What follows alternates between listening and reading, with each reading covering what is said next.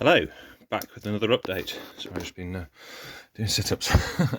Okay, a bit of a boring setup, bit of a boring update, I'm afraid. So, it's all changed since the last time. It's now the 14th of October. So I think the last one was 7th of October. So you can see it's totally different in there. All that's left in here is I can't even remember the name of it. I meant to do some research before doing this. Whatever it was, Transversa Queen. The thing I've discovered about her is that when she was so active and running around and all the rest of it, which is exciting, I think it's because she can see so well that the red film was not really doing much, and she could see shadows and things like that as well. Even without the light turned on, she'd get active. So she's got two covers, and these have been on for 2 days now.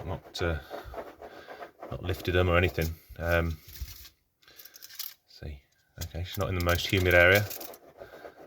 She's over here. There she is. Just a quick look, she's not running around or anything like that. Just checking she's alive. Well, no movement, but anyway, the plan at the moment is what I did 2 days ago. I watered this. This is that Exo Terra stone. So you water it, and because it's half clay, it does actually stay hard for ages anyway, but watered it, so we had humidity up to 99%. It's back down to 62 now, but it will go down to below 60 in there with that amount of heat on it, and we're at 23.5, so it's cooled down a bit. I'd like it to be hotter than that, really. It's the weather, everything's cooled down. But anyway, I put all the water in there, really massively increased the humidity. It's taken 2 days to come back down to simulate like a big rainfall. So I think that might get her to start laying. That's my idea anyway. This 30mm test tube is probably too big, I've decided now. I did that with the idea that I wouldn't need to move her ever really until, I don't know, maybe till there's 50 workers or something. But I think it's probably too big, really.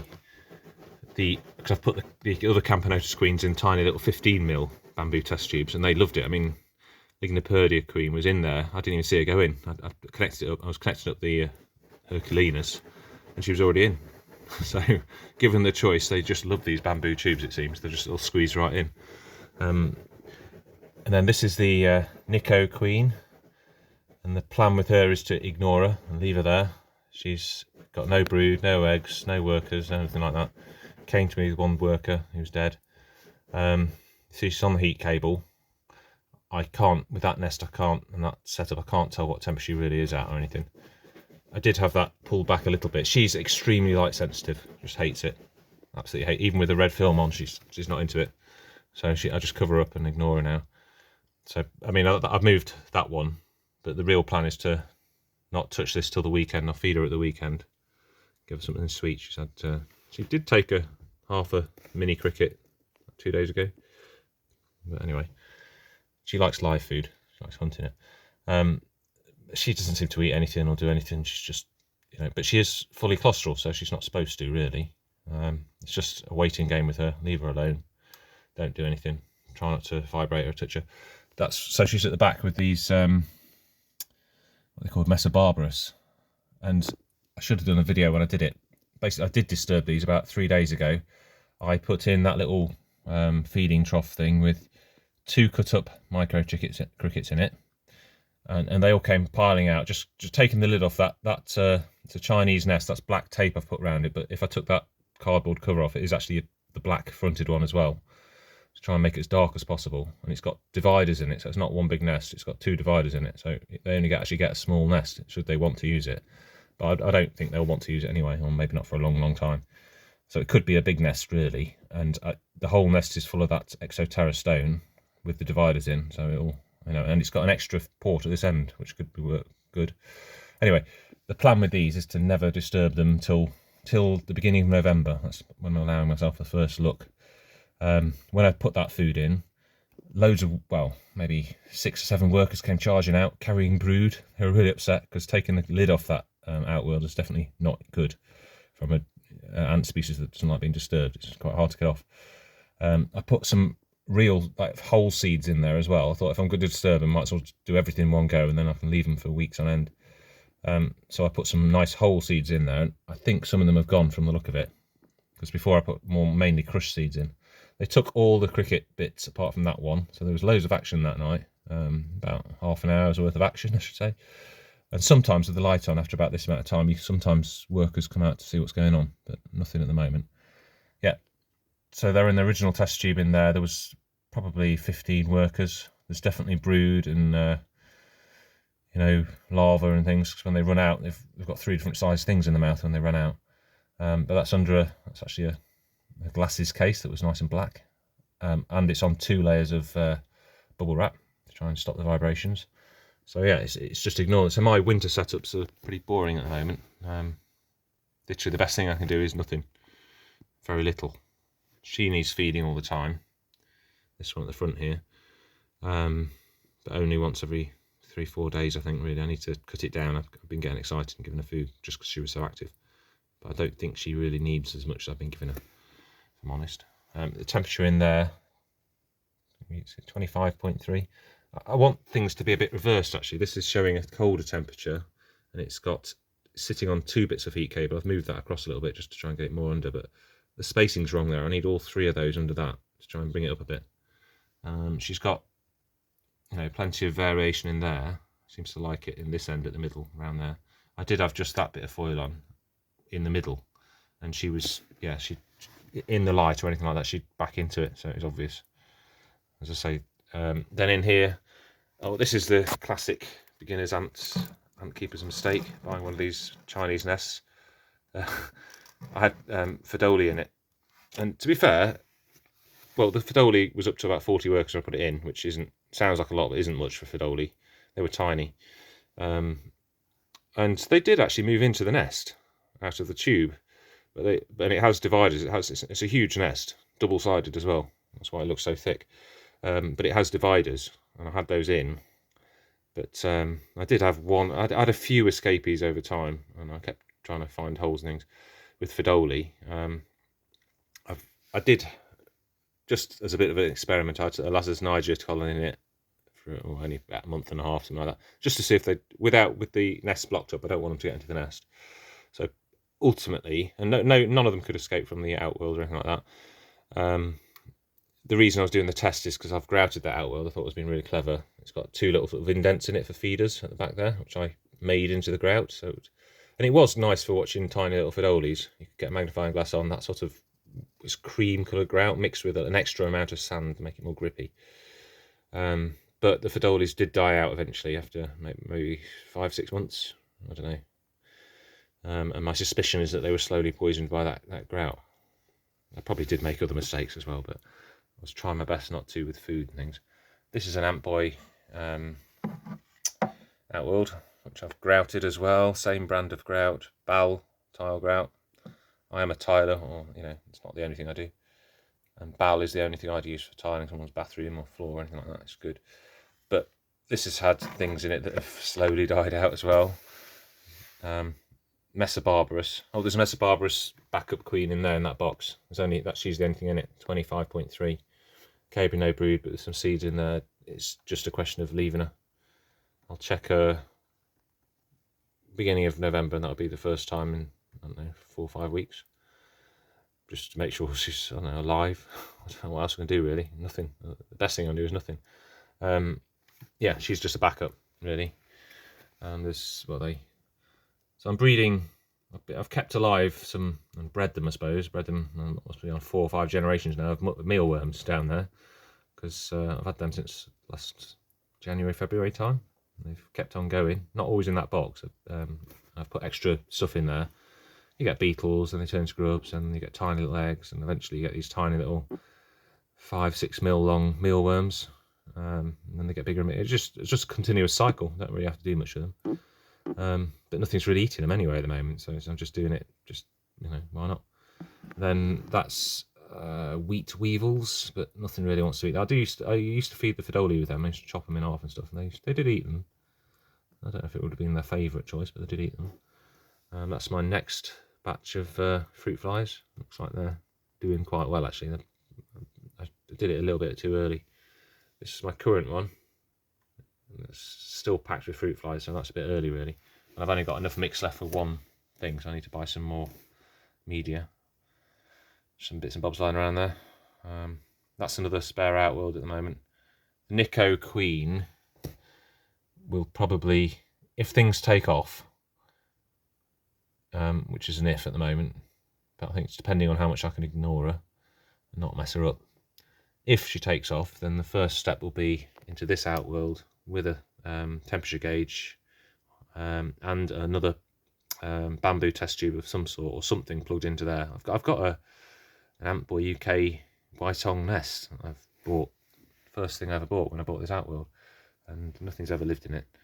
But I don't know what will. It's only a size 1, so it's maybe the Manica rubra because it's Whitong, I suppose, like that. Yeah, and then I'll quickly turn the light out, quickly jump round into pre-hibernation lobby, as I call it. So everything that was in the bathroom on the last video is now actually in the garage, in the hibernation box. My dog's at it again, does it? All of the... Stupid dog. All of my Lasius niger, apart from these 4 colonies, we could call it a colony, that one at the back is still just a queen, are already in hibernation, or it's cooling down in there, down to 14 in the daytime sometimes in there. This is here now, 19.2, and it's the coolest part of my house. I live in a very modern house, so it's hard to find anywhere cold, even without the heating on. So I've opened that vent. It's not supposed to come off like that. I'll have to glue it back on when it's time. I'll put blue tack or something to hold it on for the rest of the year. But this is where I do homebrew and stuff as well on the shelf. So the Herculanus in there, I've covered them up, but they are not light sensitive, as far as I can tell. They really don't care. The red film seems to work with them. Don't notice it. They were far more active than the Lignoperdia at the back, but not now. It seemed like moving into this cold, they've completely stopped doing anything. I've not lifted this for ages. I put a fresh test tube on. So there she is, on the worker. Not a lot going on. Not expecting any eggs or anything, just want to keep them alive now till March. And things hopefully will happen. Got a fresh test tube in there. This is Lignoperdia, and this is what happens with these bamboo test tubes. This is a downside to bamboo test tubes. That little knob thing, you have to take off to water it. And don't push it on very much. That one's not actually pushed on anymore. You don't need it pushed on. And I pushed them on all the way, and I was trying to get them off. I'm trying to get this one off. I'm stronger than most people, if I'm honest. I've got quite good hands on that. And I just smashed it straight off. So she's got a brand new normal test tube there to move into if things get dry. It's not dried out yet anyway. I can't really water it, but it's just the way it is. And I've got some more waiting to come. Well, they're on the way from China. It could be 3-4 weeks. For all I know. I've got one 15mm come in if I just want to plug it straight in. I've got 3 18s because there is a bit of a squash in there. But I'd agree with. I've been watching this YouTuber called Basic Ants, and I'd recommend anyone watches his videos. He's given me lots of. It's mainly about Lasius niger and Lasius flavus, but the principles are really good. He knows what he's talking about. It's him that's made me change my mind and decide I'm definitely, because I was going to conduct an experiment with these two. I've got 2 identical setups, 2 identical, well, near enough, Lasius niger brood. I was going to conduct an experiment between these 2 and those 2 about not hibernating, but after watching his stuff, I'm sure it's a waste of time doing that. That's another one which is, the tube's completely dried out, and they've got a little bit of connecting tube. It's these weird small test tubes I bought, but the 10mm tube slides nicely in them. A bit of sellotape around it. Sat on a plug blank off thing. They're brilliant for making test tube stands. A bit of blue tack on it, and then these are small, but normal 15mm test tubes don't roll around anyway in that. They're good, great for that. So if you've had kids and don't need them anymore, that's what you use them for. I don't know what's up with that queen. She is a Lasius niger queen. She is fertile.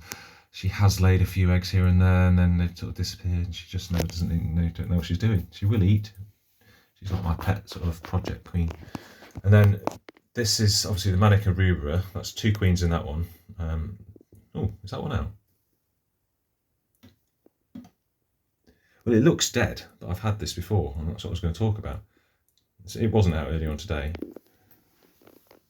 Just the one out. Yeah, that's 2 queens in there. They were the ones I did my first video because it was so good watching them spending hours grooming each other. Now, it looks dead in there. But the reason there's 2 is on the 7th of October, so last Thursday. before shooting that other video, and the reason I didn't talk about it is because I thought it hadn't worked. I went out to put the cat litter out and put it down next to my water butt and found a Manicurubra queen in my back garden on October the 7th. Really dopey and slow moving, easy to catch. I didn't have any test tubes made up properly or anything, so I just caught her quickly. Gave her sugar water and tried not to kill her as I moved her into a proper test tube and put her into this outworld here. And by that night, when I was going to tell this story and all this, she looked dead. She looked like this one, all sort of curled up and not looking very live. Well, she wasn't. She looked dead. I'm sure she was dead, but I didn't fish her out or anything. I just put it to one side. It turns out she wasn't dead, because 2 days later I saw her stuck on the. But that's her. Just about making it out of. Yeah. And she's all this soil has come in the last, I don't know, 2-3 days. Well, since I put these foils on, I've not seen it. I'm just cleaning there. So she's active and she's alive. And the reason she's not in with those other two yet is because I had big sort of problems with, I caught maybe 15, 20 queens, put them in test tubes 3 at a time, and within the first week they were nearly all dead. It might be that all of them were dead in the first lot I caught, actually. I don't know. So I don't know if the next time I catch these, I feed them within that first few days some protein or something to stop them dying. Because I don't think they were particularly mouldy or anything. Some were, but not really. Didn't seem like mould was the issue. They're just dead. As I say, I'd rammed 3 in a test tube at a time because I couldn't tell which were male and female or anything like that, or whether they were mated or anything else. And I've heard that's quite an easy way of getting them mated. Anyway, so I was left with 2 at the end of all that. And it's like with the Lasius flavius queens I caught. They come out my front garden. I caught, I think it was 10 test tubes worth. 1 queen and one male in each test tube. And at the end, I caught 1 or 2 that didn't have any wings, but they died as well. But they nearly all died of mould. They all went mouldy and curled up. Thick white mould appeared after a few days on them, loads of them. And they slowly whittled down. And then in hibernation, I've now got, I think, 3 Lasius flavius queens, but they've still got wings on. They're healthy and alive, and never seen anything wrong with them. But I don't think they're mated, because they're supposed to drop the wings, aren't they? But I'm keeping them just to see what happens. You never know, they might pick up. Anyway, that's my total thing I've got at these days. Yeah. So most things on this shelf, well, they're going into hibernation. Whether in this room here in the middle of winter, I can keep it around 15. It sometimes starts to creep up to like 17, 18, but most of the time it's 13, 15. So I don't know. I tried hibernating the Fedoli last year here, and they were still out every now and again. Still took a little bit of food, so maybe it wasn't cold enough. But I can. This window's got one of them safety things on it, so I can open it a little bit and then crack it and shut it, and it'll be open a bit more. So I'll let you can feel the draft now. I'll let more draft in, and I can monitor it. I'm not going to be going anywhere, so I'm pretty sure I could keep these 2 in here. Some information says 15 is fine for hibernating those 2. Some says do them like any other British ones, down to about 8 something.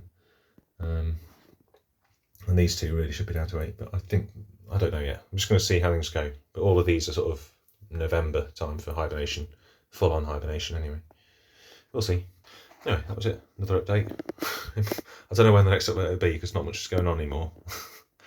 But you never know. And I do want that queen to go in with these. I don't know, now might be a good time whilst they're all a bit dopey and slow. Rather than, although,